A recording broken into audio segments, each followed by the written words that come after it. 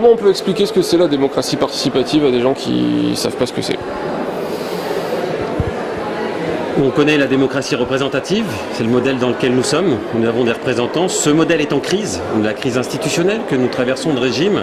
Et je trouve qu'il est bien de se poser tranquillement pour repenser notre démocratie.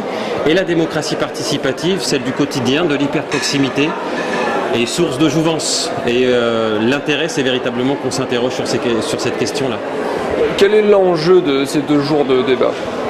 L'enjeu, je le disais, c'est d'abord la nécessité de repenser notre démocratie dans une situation de crise intense. Repenser le vivre ensemble, repenser l'agir ensemble. Et donc nous avons une nécessité de se reposer ces questions-là, avec 2 choses. La première, c'est que nos territoires, du nord de la France comme du sud de la France, sont source de démocratie.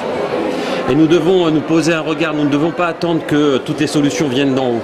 Encore une fois, les élus locaux, les associations, les habitants ont des idées, ont des pratiques nouvelles que l'on doit partager ensemble pour créer cette dynamique. L'autre, c'est évidemment lutter contre le décrochage d'un certain nombre de populations, ce que j'appellerais les sans-voix,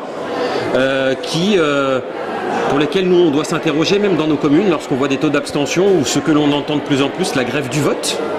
C'est un acte citoyen, le vote, et la démocratie participative doit relever ces 2 défis-là.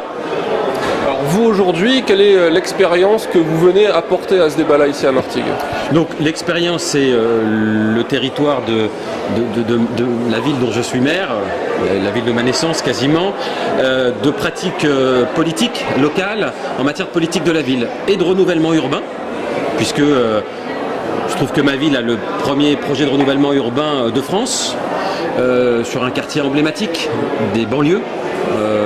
Et puis l'autre, c'est plus le volet humain. Comment, entre les conseils des enfants, le conseil des collégiens, les conseils de quartier, de voisinage, tout ça vit avec les nouveaux impératifs de la politique de la ville, à savoir le comité de citoyens, qui pour la première fois inclut l'obligation de créer un comité de citoyens dans les sites politiques de la ville. Ces mesures, quand vous les décidez, vous voyez un retour immédiat de la population, c'est facile de les impliquer, ils viennent naturellement vous voir pour participer? C'est pas... Il y a une frange de population pour qui c'est naturel de s'occuper. Et force est de constater que c'est de plus en plus compliqué. La situation sociale dans nos villes, dans nos quartiers, sur nos territoires, rend compliquée la participation citoyenne. Le chômage, l'inconnu, parfois dans certains quartiers l'omerta lié au trafic de stupéfiants par exemple, rend difficile de revenir sur l'espace public. Et puis le sentiment que les choses ne changeront pas, ou le sentiment que notre parole n'est jamais prise en compte.